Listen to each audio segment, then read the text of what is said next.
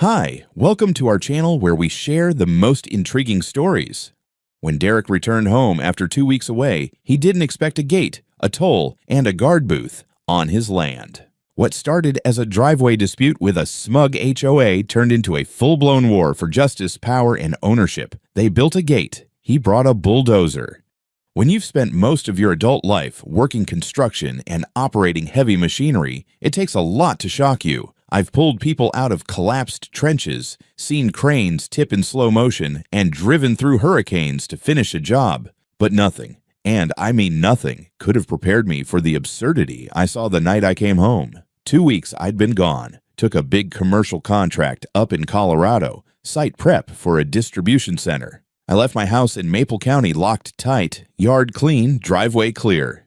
No issues. I was tired when I got back, close to 8 in the evening. Windshield smeared with bug guts, the sun dipping low and painting everything in that dull orange glow. I turned off the main road, headed toward the narrow stretch that cuts along the edge of the Maplewood Estates HOA, the same 30-foot wide strip of land I've owned since my dad handed it down. Runs about 300 yards from the highway to my house, and, yeah, it happens to run alongside that tight-ass little HOA community with its matching mailboxes and cookie-cutter landscaping. But the land, mine. Every inch. Legally, permanently, indisputably mine. So imagine my surprise when I slow to turn onto my road and see a pair of steel dam gates blocking it. Not a chain, not a cone. Gates. Big aluminum bastards with cameras, a keypad, motion sensors, and, because why not, a little guard booth tucked to the side like it's the entrance to a private military compound. I stopped the truck, blinked a few times, thought maybe I took a wrong turn. But no, that was my land all right. I could see the oak tree I planted next to the property line. The gravel under the gate? That was gravel I laid myself 2 years back.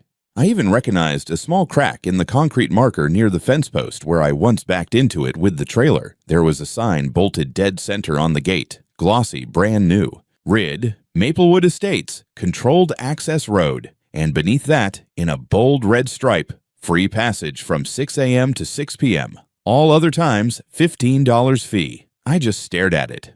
There's a weird moment when your brain goes completely silent, like your thoughts decide they need to pull over and check the map before reacting. This was that moment. I sat there with the engine idling, watching the red light on the camera blink at me like I was on some game show. Eventually, I stepped out and walked up to the little booth. Inside was a kid. Couldn't have been older than 20, munching on a bag of trail mix, earbuds dangling around his neck. He looked up and gave me the kind of smile you give a cop when you know you were speeding. "Evening, sir. You with Maplewood?" I stared at him.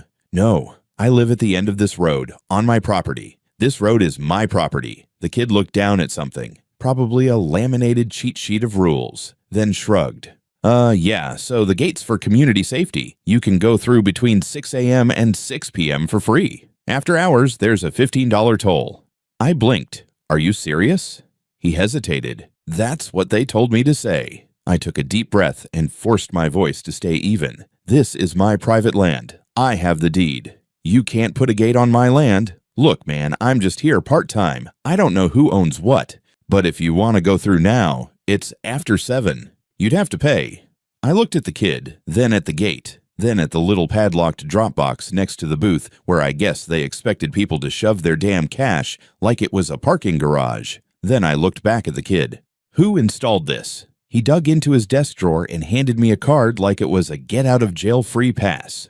GL West President, Maplewood Estates HOA with a phone number and a gold foil logo that screamed smug suburban supremacy. I didn't say another word. Just turned around, got in my truck, and backed the hell out. Took the long way around to a service path behind my property that we usually use for hauling gravel. By the time I got to my house, the sun was gone and my blood pressure was working overtime. I cracked a beer, pulled out the original deed from the file cabinet, dated, notarized, and as clear as day. 30 feet wide, 327 feet long, extending from the highway to my residence. I've paid taxes on that strip for nearly 20 years. My dad paid before me. Hell, we even ran the water lines under it. And now it had a gate. A gate with a price tag. Around 9:30, I picked up the phone and dialed the number on the card. It rang twice before a voice picked up. syrupy sweet, like someone smiling while spitting in your coffee. Good evening. Gloria West speaking. This is Derek Sullivan. I own the land your HOA just barricaded like it's goddamn Fort Knox. Oh, Mr. Sullivan, so nice to finally hear from you. I hope the gate didn't cause you too much trouble. It's for the safety of our residents, you understand. Let me stop you right there. That gate is on my property. Well, she said, laughing lightly, our legal counsel reviewed the boundaries and determined that since the road runs adjacent to our community, we're within our rights to secure access for safety. And, of course, you've been granted free access for 12 hours a day. Very generous, really. I clenched my teeth. You're charging me to use my own land after 6 p.m. Only if you choose to travel at night. Most reasonable folks plan ahead. Besides, the funds go toward maintenance and security. It benefits everyone. You built a gate on private land without the owner's permission. You're going to take it down. I'm afraid we'll have to agree to disagree, she said, her voice dripping with smug. But if you feel strongly, you're more than welcome to pursue legal action. In the meantime, I suggest keeping trips within the free window. Click. I stared at the phone in my hand for a long while. Outside, the night was quiet, the kind of rural silence you can only get when you're not fenced in by rules, meetings, and fake smiles. Or at least, that's what I thought. That night, I didn't sleep. Not because I was scared, hell no. I faced worse in combat zones, but because I realized something far more dangerous had rolled onto my land. Entitlement. And I was going to dig it out, root and all. The next morning, I was at the county recorder's office before they even flipped the open sign. I'd called ahead to request all the land records tied to my property, including the deed my father filed back in the late 80s. The clerk, older guy, slow hands, faster brain, handed me a neat little folder after about 20 minutes of database digging. I sat down at a plastic table and combed through every line. There it was, plain as daylight. Parcel 17A, a privately owned tract of land measuring 30 feet in width, extending 327 feet from County Road 8 to private residence known as Lot 9. Stamped, certified, notarized. I asked the clerk to run a quick GIS overlay just to make sure. He pulled it up on his monitor. There was the parcel shaded in yellow. The gate, sitting squarely on it, on my land, without a single inch bleeding into Maplewood HOA territory. I made copies of everything, color printed the satellite image, highlighted the parcel lines, took digital photos, uploaded them to the cloud. I even got a goddamn USB drive with all the files because I wasn't going to lose this to some legal technicality. By noon, I was walking into the office of Tom Richards, my attorney. A bit rough around the edges, mid-50s, mustache like a sheriff from a Coen Brothers movie, and a handshake like he still did push-ups every morning. Tom had been with me through a zoning dispute with the county a few years back and helped a buddy of mine sue a contractor who poured a concrete foundation 6 degrees off level. Guy knew dirt law like a priest knew scripture. I dropped the folder on his desk. He skimmed through it, flipping pages slowly, then faster. His eyes stopped at the GIS overlay. He raised an eyebrow. This all looks clean. Because it is, I said. They installed a gate on my land while I was out of town. Cameras, a goddamn toll booth. They're charging me to use my own road. He leaned back, steepled his fingers. That's not just overreach. That's unlawful encroachment and unauthorized construction on private property. So what do I do? He grunted. Well, you have 2 roads here. The long one is filing suit. We can demand immediate injunctive relief and pursue a civil action for damages. The short one is a direct formal demand. You send them a notice to remove the structure within a defined time period, or you'll do it yourself. I nodded. I'm leaning short road. Tom smirked. That's what I figured. Still, I'm sending them a demand letter, 48 hours to remove all structures voluntarily. If they don't, you can take steps to reclaim your property. But you do that. Be ready for retaliation. HOAs love filing lawsuits. It's their foreplay. I laughed, bitterly. I'm not scared of paperwork. No, he said, but they might try to hit you from the side. Call the county. Complain about your business. Hell, call the IRS if they get desperate. I'm ready. That night, I didn't touch a drop of alcohol. I stayed sober, alert, parked my truck by the edge of the property and set up a trail cam aimed at the gate, infrared and motion triggered. I wanted eyes on everything. If someone so much as dropped a candy wrapper, I'd have it on film. Next morning, Tom sent the demand letter, certified mail, email, and a copy taped right to the little guard booth. It was short and punchy. Remove all unauthorized structures from Parcel 17A within 48 hours or face direct action and civil liability. The kid in the booth read it, then texted someone. I watched from my porch with a cup of black coffee, waiting. The call came that evening. Unknown number. I answered. "Mr. Sullivan," said the voice on the other end, smooth and smug, aged like bourbon poured over ice you didn't ask for. "This is Howard West. I understand you've been speaking to my wife, Gloria. I thought it was time I stepped in. You see, I practiced law for 35 years before retirement. Land use, easements, access rights, my bread and butter." I let the silence sit for a second before replying. "You're the one who came up with this toll gate stunt?" "I advised the HOA board," he said. "And frankly, Mr. Sullivan, I'd caution you against rash actions. My legal opinion, and I say this respectfully, is that your little stretch of road may qualify as a public easement. After all, Maplewood residents have used it to access the main road for decades. That history creates legal precedent." I clench my jaw. There's no recorded easement, no agreement, no signature. That road is mine. But see, there's a legal concept called prescriptive easement, wherein long-term continuous use by the public. I cut him off. "This isn't a classroom, counselor. Let's cut the crap. You built a toll gate on private land, and you've got 48 hours to get rid of it." Or what? Or I tear it out myself. There was a pause on the line, just long enough for me to hear his smug smile. "Well then, Mr. Sullivan, if you damage community property, we'll have no choice but to pursue legal action. In fact, I'll personally ensure we sue for damages that could, how do I say this gently, devastate your little construction business. You understand?" I didn't answer right away. I just smiled into the receiver and said, 48 hours, Mr. West. Then I reclaim what's mine." He chuckled. "You'll regret this." I hung up. Funny thing about threats. They don't scare you when you've had rockets fired at your convoy overseas. All they do is focus you. I walked out to the garage, flipped on the lights, and stared at my bulldozer. Not yet, I thought, but soon. I showed up at 12:05 sharp, just like I promised. Not 5 minutes past noon, not 15 minutes fashionably late. 12:05, bulldozer rumbling, exhaust chugging behind me like an angry dragon. The whole machine vibrated with purpose. I'd fueled it the night before, greased the tracks, checked the hydraulics. It was ready, and so was I.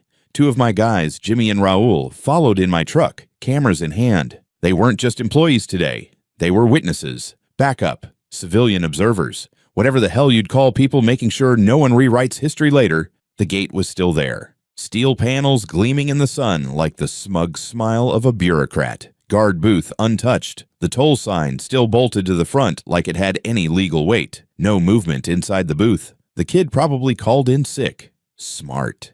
I climbed down from the dozer and stood in front of the gate. Camera pointed straight at me. Jimmy gave me a thumbs up. I cleared my throat, looked straight into the lens, and spoke calmly. Today is Thursday, the 21st of September. Time is 12:07 p.m. These gates, cameras, and this guard booth are illegally constructed structures located on Parcel 17A, land owned by me, Derek Sullivan. I issued formal notice for their removal 48 hours ago. That notice was ignored. As the legal owner of this property, I am now commencing the removal of said structures. I didn't shout. I didn't wave a flag. I just climbed back into the bulldozer, lowered the blade, and pushed the throttle forward. The first crunch was beautiful, sharp, final. The gate didn't stand a damn chance. The aluminum gave way like foil. The posts sheared right out of the gravel like pulled teeth. I didn't even need a second pass.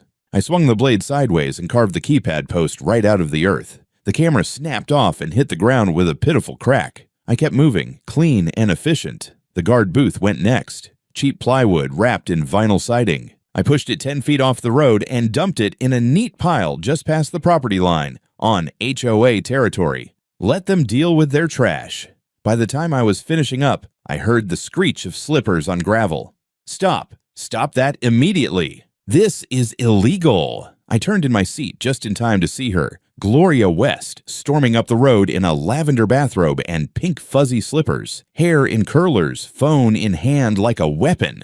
She looked like a cartoon villain who'd overslept her court date. "You can't do this," she shouted, holding her phone up like it was Excalibur. "I'm calling the police. This is destruction of community property." I shut off the dozer's engine and climbed down, motioned to Jimmy to keep filming. "Ma'am," I said, not unkindly, "this is private property. You built on it illegally. I gave notice. I've got the documents.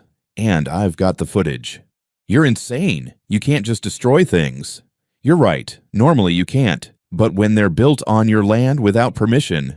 I shrugged. "That's called reclaiming ownership." She screeched something into the phone, pacing in angry circles. I caught a few words. Police, felony, threat, destruction. She was in full meltdown. 15 minutes later, 2 sheriff's deputies pulled up. One older guy I recognized from a contractor licensing inspection a few years back. The other younger, fresh-faced, maybe 6 months out of academy. They stepped out calm, hands off weapons, just doing their job. Gloria ran to them like she was reenacting a soap opera, gesturing wildly at the wreckage and the still-rolling camera. "Arrest him! He tore it down with a bulldozer. I want him in cuffs. He threatened me." The older deputy, name tag said Harlan, nodded patiently and then turned to me. "Mr. Sullivan, you got proof this is your property?" I handed over the manila envelope I brought. Deed. GIS maps. Letter from Tom, time-stamped photos. Certified mail receipts. Everything lined up like a soldier's kit inspection. Harlan flipped through the papers for about 2 minutes. His partner watched silently, eyes bouncing between Gloria, me, and the dozer. "Well," Harlan said at last, "as far as I can tell, the structures were on your land. You gave notice. You documented it. This looks like a civil issue to me." Gloria's jaw dropped. "He destroyed HOA infrastructure." "On his property," Harlan replied. "You'll have to take it up in civil court." "But she waved at the wreckage, sputtering. "You're just going to let him walk away?" Harlan shrugged. "It's not a criminal matter, ma'am." I tipped my cap. "Appreciate your time, officers." As I climbed back into the dozer, Gloria screamed something about lawsuits, destruction of property, revenge, God's wrath, possibly locusts. I didn't stick around. I'd said my piece, done what I came to do. By the time I reached the driveway to my house, the cameras were off, the dust was settling, and the bulldozer was cooling down. No one owns your land but you. Sometimes you just have to remind people, with steel. 3 days later, I was up on a roof, supervising a shingle job, when Raul called me from the office line. "Boss," he said, voice low and unsure, "there's a guy here with a manila envelope." "Process server, he just dropped it off." I didn't even have to ask. I already knew. That night, I sat at my kitchen table, flipping through 73 pages of pure HOA-grade insanity. Maplewood Estates was officially suing me for damages related to the willful destruction of community security infrastructure. They wanted $85,000. According to them, that included custom gates, surveillance equipment, a guard booth, labor costs, and, I shit you not, anticipated revenue loss from toll enforcement. And the cherry on top? They filed a petition with the county court to declare my driveway, my legally owned private stretch, a public easement, claimed it had long-standing functional status as a community thoroughfare. They were trying to take my land. Not just fine me, not just punish me, own it, bury me in process and paperwork until I either caved or choked. I brought everything to Tom the next morning. He didn't flinch. He just read through it in silence, lips twitching now and then like he was fighting the urge to laugh. "Well, they brought out the big guns," he muttered, flipping to the page with the financial estimates. 85 grand? For what? Aluminum and a GoPro on a stick. "They also want to declare my land public," I said. Tom looked up. "Yeah, I saw that. That's serious. If they convince the court it's a prescriptive easement, you lose sole access. Anyone can use it. Forever. That gate would have just been the beginning. Can they win?" "Unlikely," he said. Prescriptive easements require decades of open and hostile use, usually without the landowner's permission. But it's tricky. They'll dig up anything. Old photos, claims, even rumors. And it'll slow you down, cost you money. I leaned back. "They want to bankrupt me." Tom nodded. "It's classic legal siege warfare. Delay, confuse, bleed you out." By the following Tuesday, I got a letter from the IRS, a routine audit notice, or so it claimed. It just happened to mention an anonymous tip suggesting irregularities in my company's quarterly returns. Funny timing, huh? I called my accountant, Sheila. She'd worked with me for over a decade. Immovable, chain-smoking numbers wizard. She laughed so hard on the phone I could hear the Zippo snap shut. "They picked the wrong damn year to try that," she said. "Your books are cleaner than a Mormon prom. I'll prep everything. Let 'em come." But it wasn't just numbers now. This was psychological warfare. Pressure on every front. HOA lawsuit. Property petition, IRS audit. I had suppliers calling, asking if I was in trouble, clients subtly delaying payments. Even one subcontractor backed out of a future job, mumbling something about not wanting to get involved in a legal mess. They weren't just trying to win in court. They wanted to isolate me, discredit me, make me radioactive in my own damn community. I started noticing HOA people driving by my property real slow, cell phones up, cameras pointed. One even came up and asked if I had a permit for some of the construction equipment parked out front. I smiled, took his photo, and told him if he stepped a foot past my property line, I'd file a harassment complaint so hard his grandkids would feel it. He left. The pressure was real, but it wasn't fear I felt. It was clarity. These people weren't just entitled, they were strategic, organized, and arrogant enough to think they could outmaneuver someone who spent years managing logistics under mortar fire. They wanted war? Fine. We'd do it their way, through the courts, through paper, through motions and filings. But I wasn't playing defense. I was going to hit back, and I was going to hit hard. I don't believe in punching down. But when someone tries to take your land, burn your business, and drag your name through the mud, you damn well make sure you hit back. And you hit back smart. Tom and I got to work immediately. We drafted a countersuit against the HOA for illegal construction on private property, seeking $50,000 in damages for restricted access, harassment, and legal expenses. That was just the opening move. But the real bomb. We filed a personal civil suit against Gloria and Howard West, not the HOA, them personally. We named them as individuals responsible for organizing an illegal toll system and attempting to coerce payment under false pretenses. That's extortion. Civil? For now. But we weren't stopping there. Tom's paralegal handed me a copy of the complaint. My name right next to theirs, black on white. Beautiful. "They won't see this coming," Tom said, cracking his knuckles. "HOA boards love hiding behind the entity, dragging them into the light. That's how we get leverage." "Let's give them some light then," I said. And we did. Next, I hired a private investigator, guy named Wallace. Retired state trooper turned professional nosy bastard. Wore flannel, didn't talk much, got results. I told him to dig into the HOA's finances. I wanted to know where the toll idea came from, how they voted on it, and most importantly, who benefited. He came back a week later with a bombshell. Over the past 5 years, Maplewood Estates had collected over $200,000 in security fees, special safety assessments, and infrastructure upgrades. That part wasn't surprising. What was surprising? Barely any of that money had been spent on anything resembling actual security, not until the gate. And even then, the contractor listed for the install, Everhart Civil Solutions, a private LLC out of Sarasota. Registered agent, Howard L. West. Gloria's husband, the HOA, had been paying his shell company for consulting, infrastructure, compliance research, and more. Essentially, they funneled community money into their own pockets. I remember just staring at the spreadsheet Wallace gave me. It wasn't just greed, it was fraud. Tom looked like Christmas came early. "We give this to the DA. They won't be able to sweep it under the rug. This is criminal. Embezzlement. Abuse of fiduciary duty." I nodded. "Let's go." We submitted the financial evidence along with a formal request for investigation to the Hampshire County District Attorney's Office. And then, nothing. No call. No confirmation. Not even a canned response. Tom followed up twice, left voicemails, sent another written notice. 2 weeks later, we finally got a short email from the office of District Attorney Martin Rose, a man I hadn't heard of before, but Tom definitely had. The email said, and I quote, "At this time, we do not find sufficient cause to pursue a criminal investigation. The matter appears to be civil in nature." Tom stared at the screen like it had insulted his mother. "That's complete bullshit. This isn't a contract dispute. This is $200,000 in misused funds, routed through a fake company." "Who the hell is this Rose guy?" I asked. Tom leaned back. "Martin Rose, elected DA, former civil litigator. made his name prosecuting small-town corruption cases. And what? And he and Howard West worked at the same law firm 20 years ago.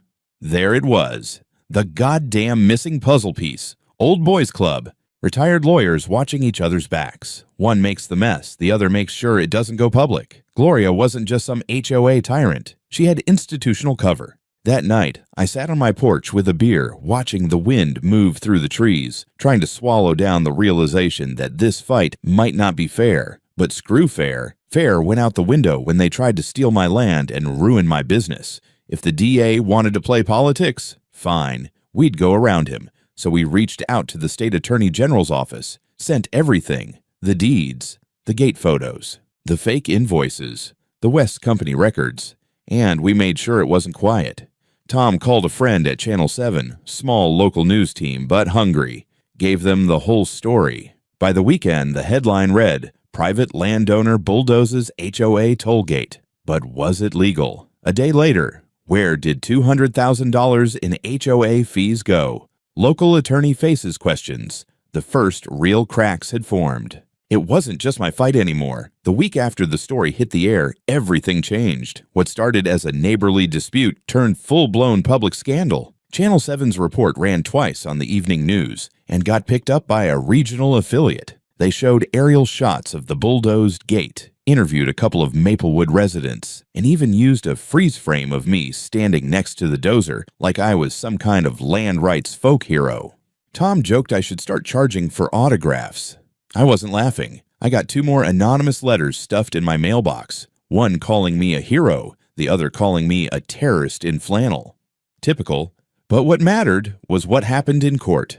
The county judge didn't dismiss my countersuit. He scheduled a hearing. That was big. That meant our evidence, the deed, the timeline, the videos, the financial records, had legal teeth. The West tried to file a motion to dismiss based on malicious intent and harassment, but the judge shot it down in less than 24 hours. Tom was giddy. They thought they could lawyer this thing into oblivion, he said. But now they're stuck. Discovery opens in 2 weeks. We're going to drag every bank statement, email, and meeting minute into the sunlight. Meanwhile, the HOA doubled down. Their lawyers, some slick-suited bastard from a boutique firm in Charleston, filed a motion to seal the financial records, claiming they contained sensitive resident data. Pure misdirection. The judge denied it. The noose was tightening.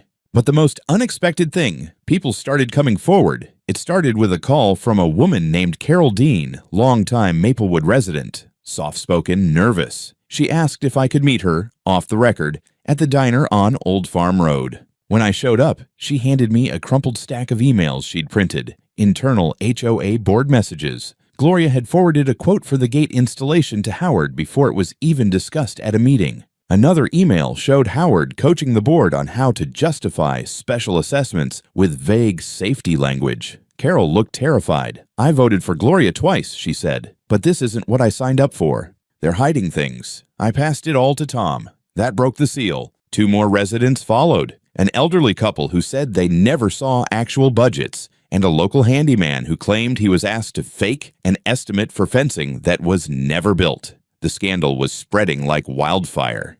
HOA meetings started drawing record attendance. Someone leaked minutes where Gloria called me a ticking time bomb with a god complex. I printed that one out and framed it. Then finally came the call we were waiting for. The state attorney general's office was opening an investigation. Apparently, the media coverage, plus a few nudges from a state senator with property near Maplewood, pushed the issue high enough up the food chain.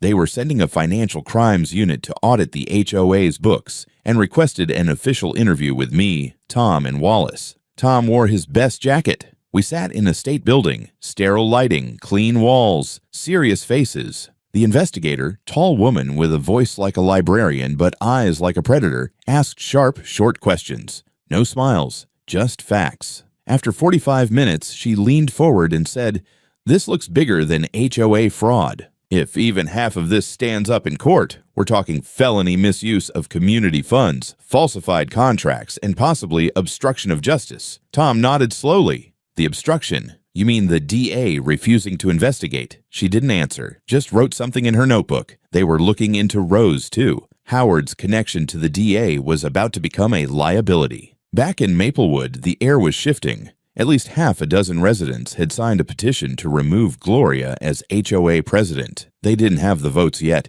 too many people still scared or loyal, but momentum was building. Someone even spray-painted $15 my ass on the sidewalk near the HOA clubhouse. I didn't do it, but I laughed like hell when I saw it. I wasn't naive. I knew they'd keep fighting, knew the courtroom battles were just beginning. But for the first time since I saw that damn gate, I felt like I wasn't alone. This wasn't just about my land anymore. It was about everybody they'd ever pushed around. The courtroom was packed. It was the kind of turnout you'd expect for a murder trial or a celebrity divorce, not a dispute over a damn driveway. But every row of benches in that polished oak chamber was filled. Residents from Maplewood Estates, contractors I'd worked with, a few reporters with press badges, even some local activists waving signs that said, "Land rights equals civil rights." I walked in wearing a clean work shirt and boots. No tie, no apology. I wasn't trying to look like a victim or a martyr. I just wanted to look like me.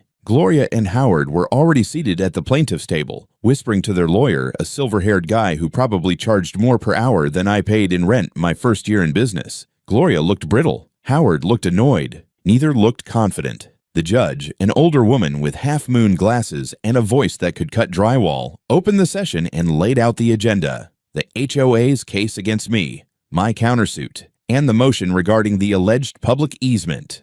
No more hiding.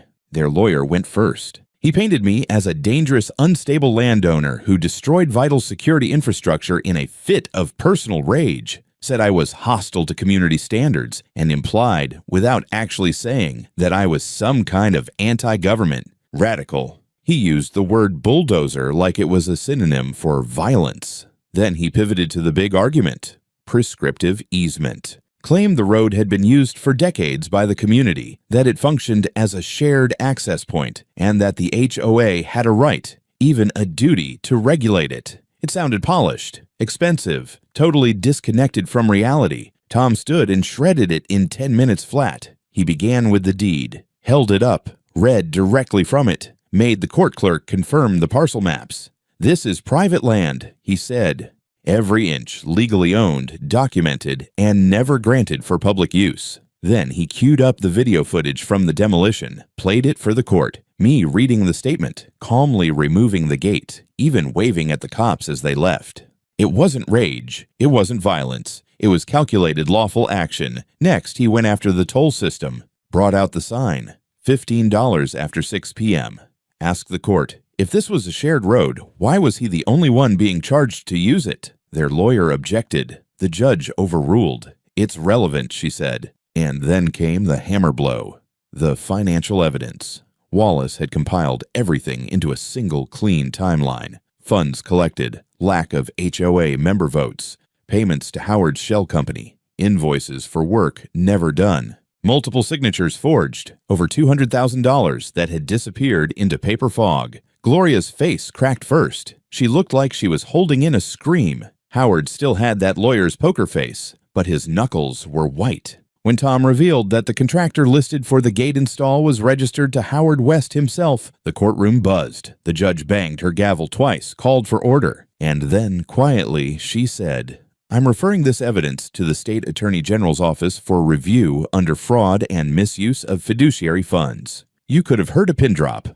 But we weren't done. Tom called Carol Dean to the stand. She was nervous, but she testified clearly, said she'd been misled, that the HOA board never disclosed the real spending, that she'd been pressured to keep quiet. The opposing counsel tried to rattle her. Failed. Then they called no one in response. No rebuttal witnesses, no paper trail to prove community access, no proof that anyone but me had any legal claim to the road. By the third day, it was over. The judge didn't issue a ruling on the spot. Said she'd take everything under advisement, issue written orders the following week. Standard procedure, but you could feel it in the air. They'd lost. That night, Channel 7 ran a new headline. HOA trial uncovers potential fraud scheme. State launches criminal inquiry. Reporters swarmed the courthouse steps. Gloria pushed past them. Howard said nothing. I gave one short statement. Property rights matter. That gate wasn't just metal, it was a message. And I sent one back.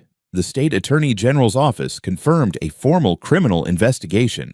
Howard's bar license was placed under emergency review. Gloria's name was removed from the HOA website less than 24 hours later. And someone, I'll never know who, spray-painted a bulldozer on the wall outside the Maplewood clubhouse. No words, just the machine. I guess it said enough. The ruling came in on a Monday morning. I was pouring my second cup of coffee when Tom called. No small talk. We won. I didn't say anything for a second, just stared at the steam rising from my mug.